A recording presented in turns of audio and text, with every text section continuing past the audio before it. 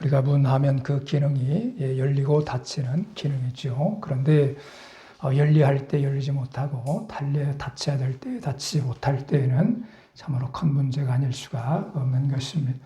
1000m 상공의 비행기가 날아가다가 문이 열리면 어떻게 되겠습니까? 큰 재앙이 될 것입니다.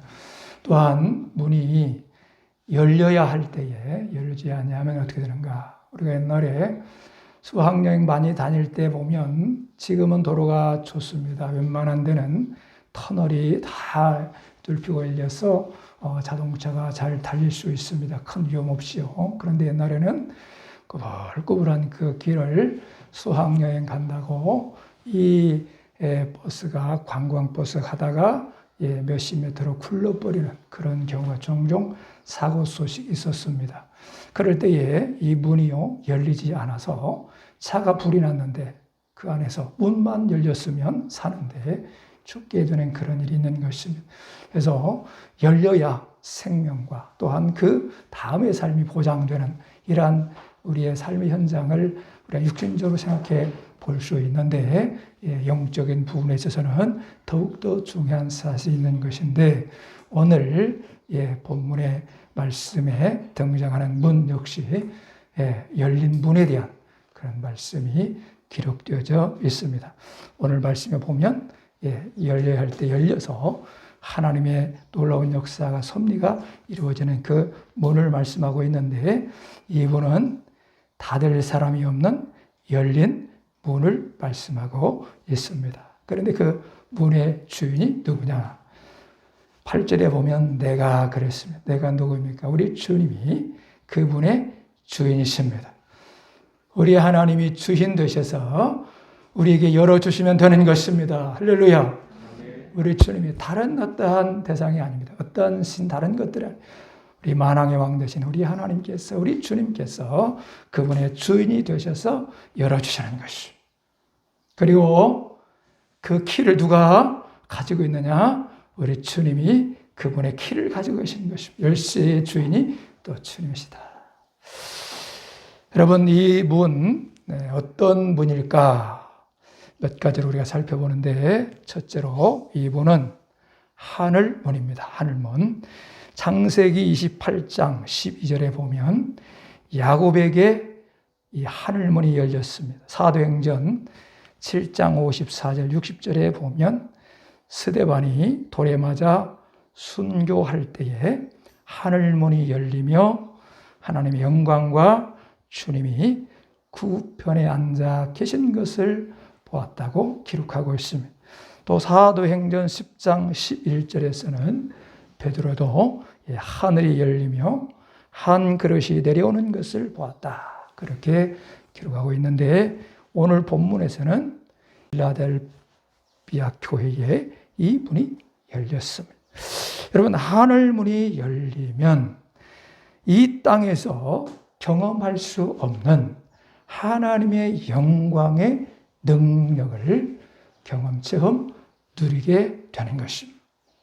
여러분 우리가 살아가다 보면 실수할 수 있습니다. 넘어질 수 있습니다.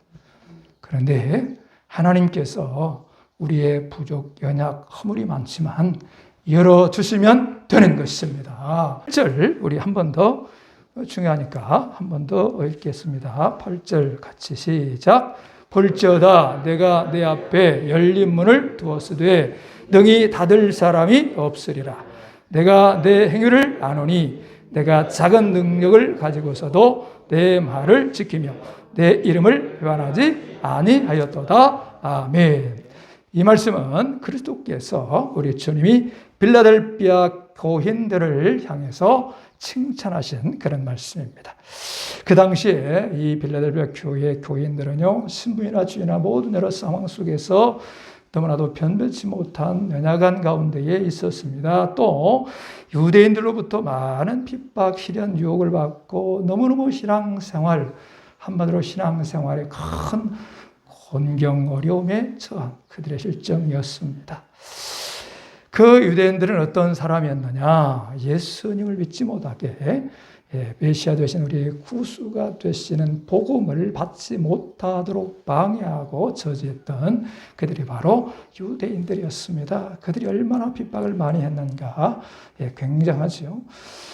그 당시에 이 빌라델비 교회가 상당히 어려움에 처음에도 불구하고 이 교회 교인들은 어떠한 경우에도 진리의 편에 주님 편에 서서 말씀 안에 살았다. 우리 주님이 인정하시고 계십니다. 다른 사람이 아니라 그도가 아니라 우리 주님이 인정해 주시고 계시는 그런 이 교회 교인들을 보게 되는데 정말 우리도 이런 교인들처럼 신앙생활 이루어갔으면 좋겠다 하는 생각을 갖습니다. 이 교회가 참 연약하지요.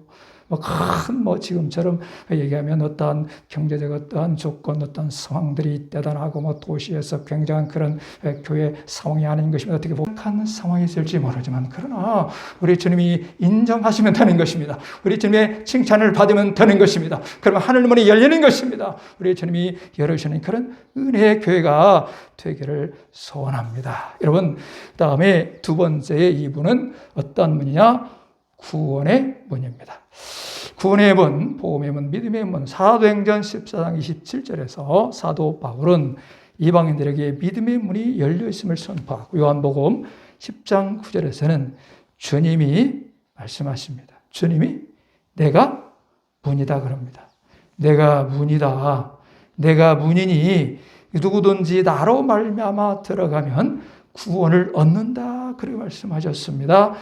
주님은 하늘을 향하여 열려있는 구원의 문인 것입니다. 그래서 주님이 내가 문이다. 무슨 문? 구원의 문이다. 복음의 문이다. 주님께로 들어가면 구원을 받는다라고 말씀하고 있는 것입니다. 이 문이 열리는 인생은 지금까지 안 되었어요. 지금까지 악하고 어둠과 고통, 고난, 악한 영에 시달리면서 힘들게 살아온다 할지라도 그러나 우리 주 예수 그리스도의 복음의 문으로 들어가면 악이 선으로 어둠이 빛으로 죽음에서 생명으로 살려놓으면 우리가 병원에 입원했다가 퇴원하면 박수치고 꽃다발 들고 축한다고 축복한다 하는데 그러나 살려놓아도 죽어요. 때가 되면 죽잖아요. 그러나 우리 주님이 복음의 문을 통하여 살려놓으면 영원히 영생의 복을 누리는 줄로 믿습니다. 이것이 중요한 것입니다. 그래서 생명을 때 풍성한 그 생명은 영원한 생명 중에 하나님이 영원토록 우리를 지키시고 보호하시는 하늘문에 여시는 그런 은혜가 임하는 것을 말씀하고 있습니다. 너무나도 악한 일을 저지르면서 교도소를 드나들고 그러다가 너무너무 큰 무서운 죄를 졌습니다. 그 사람이 지나가는 곳곳마다 어둠의 악이 뚝뚝 떨어지는 무서운 사람, 무서운 존재, 다 치를 떨고 도망가는 그 사람에게 어떤 성도님이 복음의 문으로 들어가도록 복음을 통하여 예수님을 만나도록 그를 이끌었습니다. 그에게 하나님의 은혜가 임하여 그가 복음의 문으로 들어갑니다. 그 다음에 이 사람이 악에서 선으로 바뀝니다. 어둠에서 빛으로 바뀝니다. 죽음에서 생명으로 바뀝니다.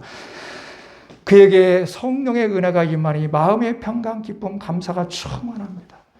그의 눈과 그의 표정과 그의 삶, 그의 발걸음까지 다 바뀌어지는 상황에 하나님의 능력, 영광의 능력, 하늘을 여는 은혜의 능력을 그가 경험하게 되는 것입니다.